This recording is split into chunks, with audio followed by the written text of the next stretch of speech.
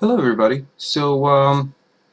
I've made this scene that I posted on Reddit just to see how it goes, and I guess it went really well. A lot of people seem to have liked it, and a lot of people also asked what went into making it. Well, now this is not the exact same scene that I posted on Reddit because apparently when the level didn't completely save, sometimes I get that happening. But kind of put it back together, and we'll go over how this was made and some of the assets that I used, as well as I'm gonna go over some of the issues that I ran into when importing assets from Quixel, especially these particular vegetation assets. So let's get to it. Well, I think what we'll start by doing is let's create a new level. So we can start from scratch. So right now, and let's start with the terrain material. So this is going to be deleted, and let's create a new terrain. And I usually just go with the default because I'm not very experienced at this, and a lot of these things I can't say that I can make a recommendation on what to use, but the default settings seem to have worked for me, and let's do it. So there you go. We got create, and before we start adding things to it, you'll notice these kind of weird looking lines, and not sure why that is happening whenever you create it, but um, what I found to fix this is if you go under your details, make sure you have this selected and you uncheck static shadows, those are gone. So if there's a better way for that, please do let me know, but that was the only thing that I could find out there. Okay, so let's add a material to this first, and then we'll go over the textures that I used and a little bit of the setup for that material. So landscape and instance of landscape. So everything is gonna go dark because there's no layer assigned. So let's go and paint some materials, and we'll go to paint, and we'll see that everything is in here.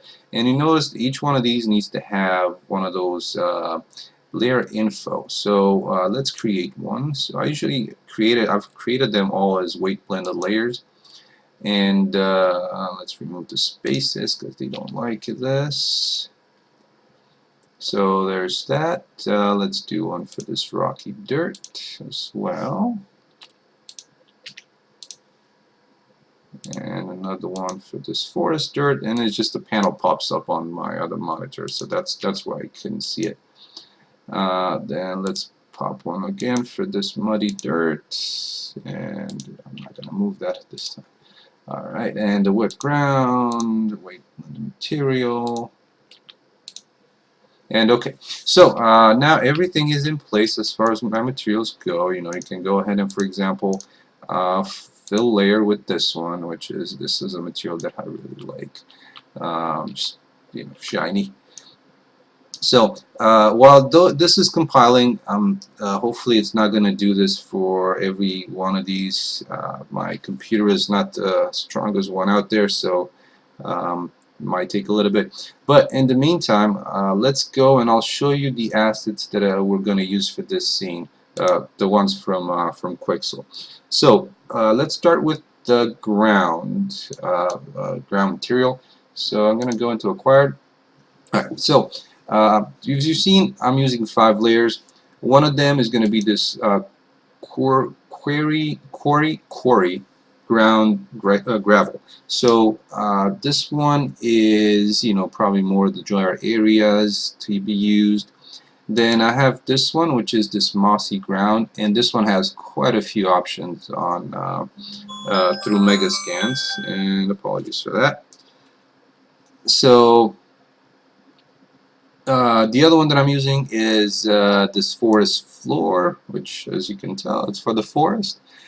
And let's see. Now for the mud, let's see, where do I have that mud? So for the mud, I have 2. So there's the swamp water, and also These ones actually, there's only a couple of them that I could tell with this high shine like this, and so I kind of like this one. And also the wet soil ground. So the wet soil is what I'm using kind of for the edges of the marshes and some of the higher areas in the marsh.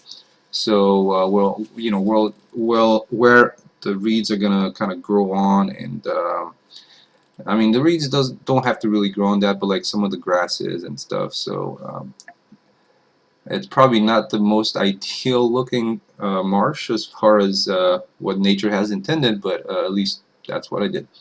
Okay, so let me quickly check and see if some of these shaders have done compiling. Let's try and paint some of this muddy dirt as well, because there's going to be some shaders that need to be compiled for every one of these when I paint it, and that's a little time consuming. So you kind of see this as it's um, with the kind of the time constraint as well. So I'm sorry that this is not a extremely fast-paced video. So let's see, this was going to paint some of that, and then we have the rocky dirt, which was not going to use in this scene because, you know, I'm not sure if it's worth it. And and also the regular dirt, which we could make use of it for a little bit. So let's do that. So the shaders get compiled for that as well, and there it is. Okay, cool.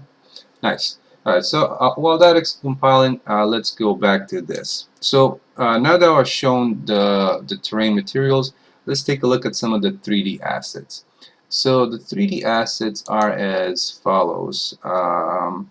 Let's close out of this. So I've been using, let's see, let's look at the reed. So I've been using this giant reed, which comes in a few variations, which that's the really nice thing about it. As well as I haven't made use of this particular plant as much, but you know what, maybe for our demonstration right now, maybe we can make use of it because it's kind of interesting, and I don't believe I went through the process of setting up the LODs. The one thing that I've noticed when the LODs are exported from Bridge, they're extremely aggressive, like to the point of you get into the billboard very up close to the assets. So that was a little bit of an issue for me, so I had to update that, and we'll quickly go over that. Okay, so there's the reed grass, there's the giant reed. The other stuff that I used is actually, let's take a look at grass. So and I've used this one in particular just because of the flowers and that it gives a little bit of extra color in there. And so there's, so like I said, the reed grass, and let's see, this one I could have made more use of, but I just didn't use it. I am not entirely sure why, because it's a pretty decent looking one, but then again I'm trying to kind of keep it contained and not use a tremendous amount of textures here. So also my download settings are set to 2K, so just kind of being mindful about that as well. So so all these have already been exported. They're pretty straightforward to be done. Okay, so let's take a look at, now that I have pretty much everything in here, let's take a look at painting some of these items on here. So let's see, where did I put these? They usually have a Megascan folders that these come in. So let's take a look at the 3D plants. So one of them you'll notice is giant reed. And what I'm going to use is at least what I used in my scene. You'll see there's quite a few variations of it, and I'm trying to not go overboard with how many foliage items I fill out in here. Though this is kind of per level type situation, so it's not too bad. But let's go ahead and select a couple of these reeds. the ones that I really found interesting, like this one is pretty similar to this one, so I grabbed that one, this one, and maybe this one because it's kind of a single stalk. So let's drag these in here. These are uh, the actual the foliage type. Um, so that's going to be kind of our main kind of larger type vegetation in the scene.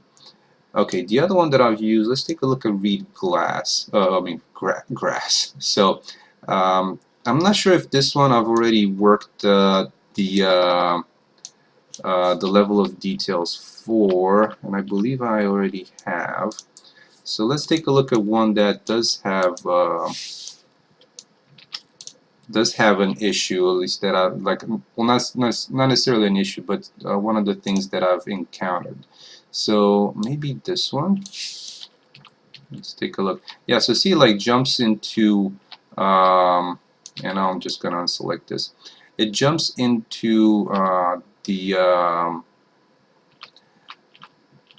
the billboard really quick, and you have to be really up close to it to actually see it in a better condition. So what I had to do is, once you open the whichever variant you have, if you go into the LODs, you'll see like at this distance, at this screen size, it's already at LOD 4. So you have to go up to like let's see, a pretty close distance, like past 0.7, which is at this point you could potentially do an LOD 0. So in order to do that, what I did is the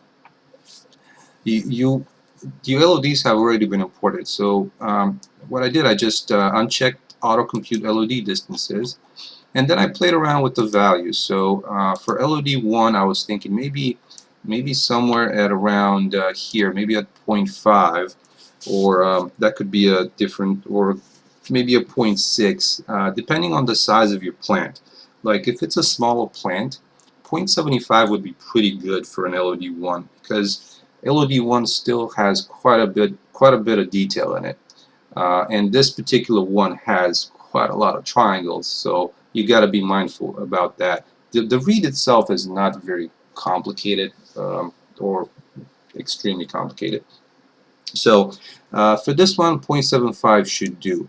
But then once you go into LOD 2, this is what I usually change to 0.4. At least this is what worked pretty well for me. Then LOD 3 into a 0.2, because the LOD 3 is already really low, and then this one has an LOD 4, which is the billboard. So this one you can probably put at a point, maybe a 0.1 or something like that. So now it's kind of like it goes into, let's change this to auto. So it goes into a billboard. I think now it's pretty kind of far. So let's see. I think the billboard might have been fine to have it at 0.2. So let's change this back, the LOD 4. There's some that have 4 LODs, I mean, or 5, some that have 4. So this I haven't used yet, so it's new for me too.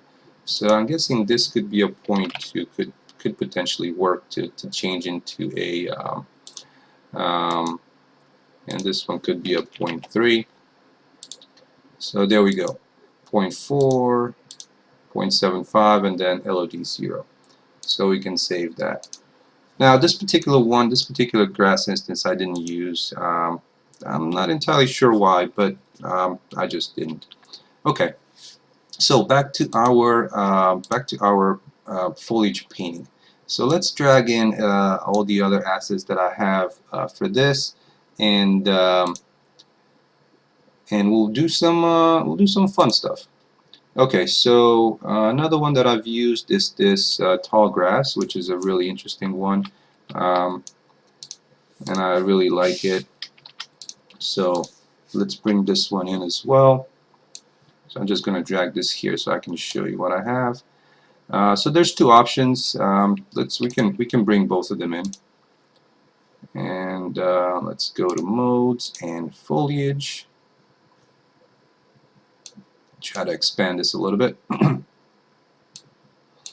Okay, so we got these tall grasses, and let's take a look at the flowers. Actually has a I'm not sure why they named it like this, but um, that's okay.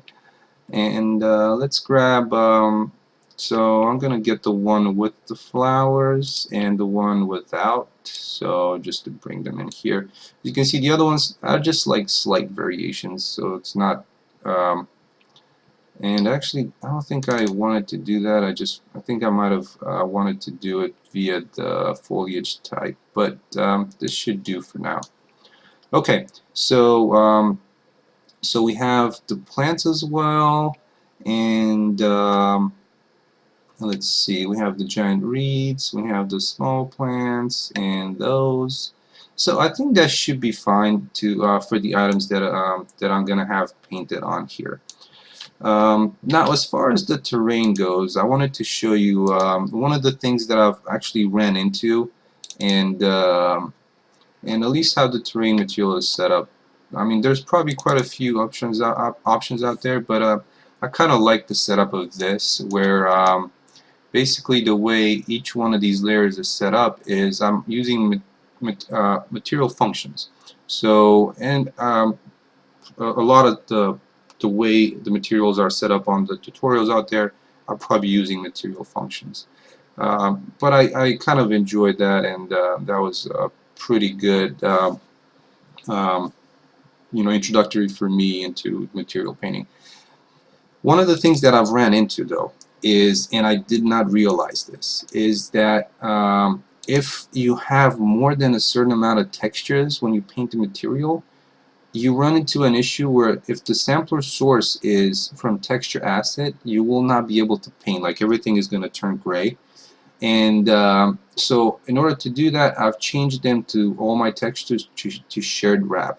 Now, if this is a good thing or a bad thing, hopefully somebody with more experience will be able to let me know. But this is a quick overview. Like I said, I wasn't going to go into creating all this. A quick overview into how my this particular material functions is set up.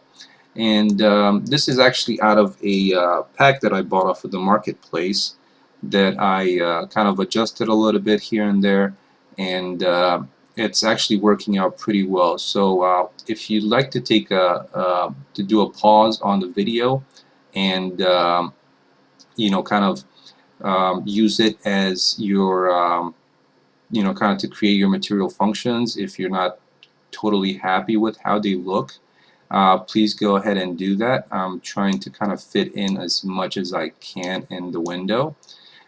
So that is pretty much every single one of my material functions, and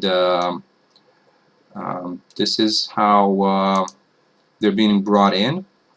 And we have all these values for the normal intensity, the height ratio, how easily, so basically how easy it blends between the materials. I want the blend to be done on height. So and then each one of these go into a kind of a layer blend node, and the layer blend nodes I can quickly show you. They're all set to height blend, so they blend based off of height. And then that goes into my output node. So, and that's pretty much it as far as the materials for the terrain go. Okay, so as you can see, pretty much everything that I have in that scene that I've shown earlier is in place. I just need to do a little bit more painting, so let's do a little bit of that fun stuff. And so I'm going to use the muddy dirt, and I'm going to be painting, like you've seen, there was like this puddle that was around here, so I'm going to be painting that. And come on, shaders, compile. I'm just going to bump up the tool strength here a little bit, maybe a little more. Maybe that's a little bit too much, but I think that should be fine. So I'm just going to paint kind of a ring around that, and actually I'm thinking maybe I should let's fill the layer with this because it's going to take me a little bit too much. So I'm going to fill the layer with the with the muddy dirt, and then paint kind of the wet ground in the middle here, just creating that large puddle area. And as you can see, this is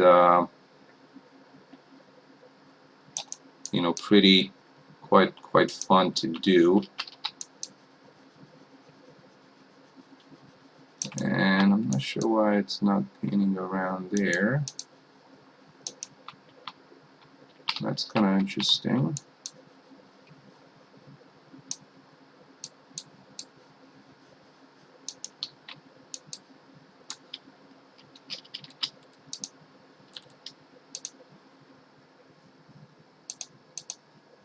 That was an issue that I don't remember running into before.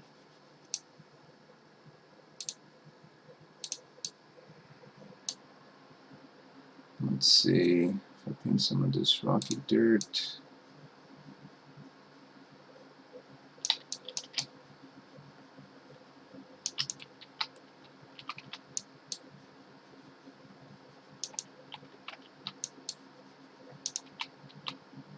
Well, that's an interesting issue. I don't really have an answer to that.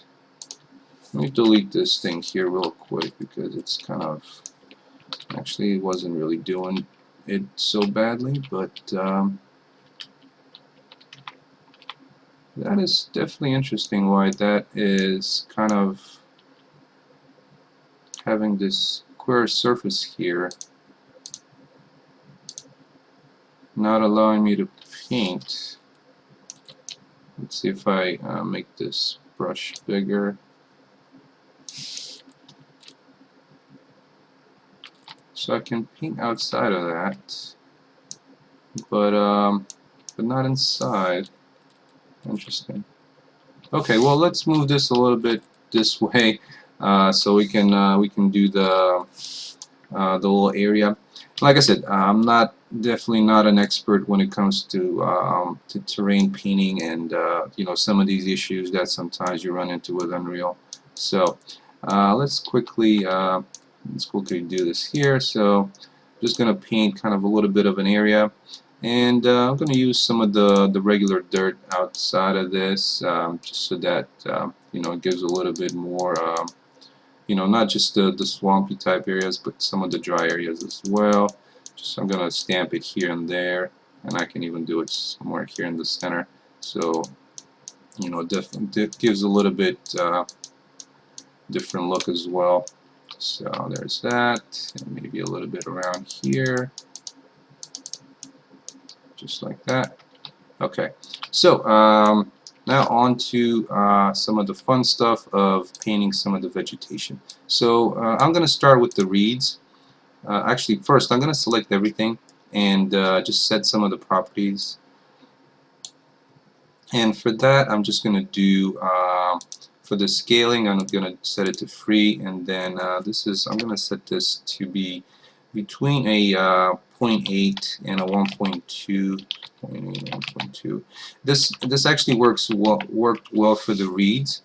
Depending on the plants, they might be a little bit too big. So let's go ahead and paint some of the reeds and see how that turns out, because they're kind of like the bigger detail of everything. So we have the reeds selected, and we'll just play a little bit with. We might need to play a little bit with the density. Let's turn this down to 0.5. Okay, that's pretty good. So I'm just going to start painting some of this stuff around here, kind of the edge of the marsh. And like I said, it's probably not going to be turning out exactly like the one that I made earlier, but maybe better. Who knows? Okay, so let's make this brush a little bigger, just to paint some of the stuff around here. And usually having the scale adjusted, kind of that one definitely works in your favor, because it's giving all these kind of height variations, and in the plants. So just gonna paint a little bit of kind of a inlet, not inlet, but like a little bit of a drier area here. So, and you know, kind of some of the regular dirt. Just throw that in there like that. You know, so just kind of take away some of the shininess that it's kind of filling here. So okay, actually I made this a little bit bigger than the other one, so maybe we can I kind of like the tight spaces a little more, so maybe I'll do that as well. So let's paint some more of the reeds around here like that. There we go. Okay, so I kind of like that. That's looking pretty interesting. Okay, so now that I have some of the bigger plants in place, let's paint some of the smaller ones as well, because that's gonna give that pretty nice looking undergrowth. So I'm gonna unselect those, and let's go ahead and paint some of these flowers. So let's see how the scale of it is, and they're actually pretty good, I think. I'm gonna try and paint them kind of on the marsh, or the area side, or the water side of it. Let's put it that way. Alright. So there's that. Maybe we can put a couple around here. And let's do the grasses as well. And I think these grasses, I think I might have used them. Actually, no, they're pretty good size. I was thinking, because I used one of the grass, and it was pretty big. So let's turn up the paint density a little bit on these. Okay, so there are those like that. And we'll paint some back here, maybe some even in the water. Alright, so that's turning out pretty nice. Okay, so now that is in place. Another thing that I've added into this is and our bridge has this. There's some like dead trees, I believe, is what they have them as. So bridge. Let's take a quick peek at those. Just so I can show you exactly the ones that I've used. Okay, so one thing that I do want to do is actually save this before it's too late. So making of. So save it. Okay, and let's go to bridge and acquired and dead. So I'll be using these dead trees in the other scene as well, and along with this wooden branch, just to give kind of a little bit of detail back here. The other item that I used is granite cliff. Granite. So I've used one of these items just so that there's also some kind of thing going on in the background. So let's drag those in as well. I'll start with the logs, since or the dead trees, since I'm in I am in the Megascans folder. So let's drag that in. So we have one,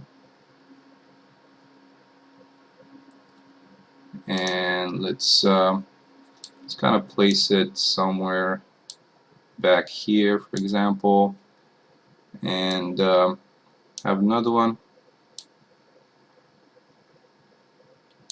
and let's scale this one up just to give a kind of, you know, a sense of size, so to speak. Now this other tree is actually the same tree, but what I did is I took it into Blender and I just separated out the different trunks, and so I have like 3 or 4 different looking trees. You know, if you're really paying attention, you'll notice they're all coming out of the same tree, but at least they don't have all the same branches, so that helps with that. Okay, so let's I said I'm also going to bring in this kind of granite cliff, just to place it somewhere down there in the background. and just to kind of give some edges to this. So, and maybe put it on the side here. Probably not so visible there, but maybe if we bring it to the front like so a little bit. Okay, so that looks pretty good. So I'm gonna quickly save. The scene is pretty much set to what I've had before. One of the other items that I've actually used and I actually really enjoy is let's see, I believe it's called a mossy rock or something. It's something like this mossy rock here. So the nice thing about it is that it has these kind of um, kind of rocks sticking out. So I can like drag it somewhere in here, for example, and this should just kind of sink it in a little bit. So it has some rocks kind of in place. Just gives it a little bit more detail to the terrain. Since it's a flat terrain, I just wanted to add that in to give a little bit more detail. Okay, so let's get on to with the lighting, and I think that will pretty much be our video. We're actually on half an hour. So first of all, let's take a look at what we have in this default layer and what it comes with. So we have a light source, which is our sun. Great. We have a skylight, and usually I believe, no, okay, so these are with cast shadows already on. That's good. And let's see. I know we have a sphere reflection capture, so let's see if we build reflections, if it's gonna help with our lighting, and it did quite a bit. So the other thing that we want to add to this is some fog. There's the atmospheric fog, but I want to add some fog to it, like the exponential height fog. So exponential height fog. So let's add that in, and you already see that it's contributing to the scene quite a bit. Let's go into its details, and I usually turn on volumetric fog and turn the scattering distribution up to its max so that it looks like the sun is, kind of not just that really hard edge round disk. So with that in place, that's kind of almost it for the lighting. What I might want to do is actually skylight. I might want to turn this down a little bit, and also the light source, maybe I'll turn this into a little bit of a warmer color because I wanted to make that scene where it was kind of a little bit at the end of the day. So so let's try and place it. Where is it? Somewhere around there. Okay, so that's pretty good, I would say. Let's maybe a little lower. Actually, that's pretty nice. I was trying to be more jealous of this scene than the other one. So, and now what we want to do is let's do the sky dome or skybox. What is this using here? Sky sphere. So let's delete this. I mean, you can definitely use this, but since I wanted to make that scene from before, let's remove it for now. So delete this, and what I'm going to bring in, and now pretty much every should out of the box kind of build should have this, is a sky dome. I believe that's what it's called. So and since I am using the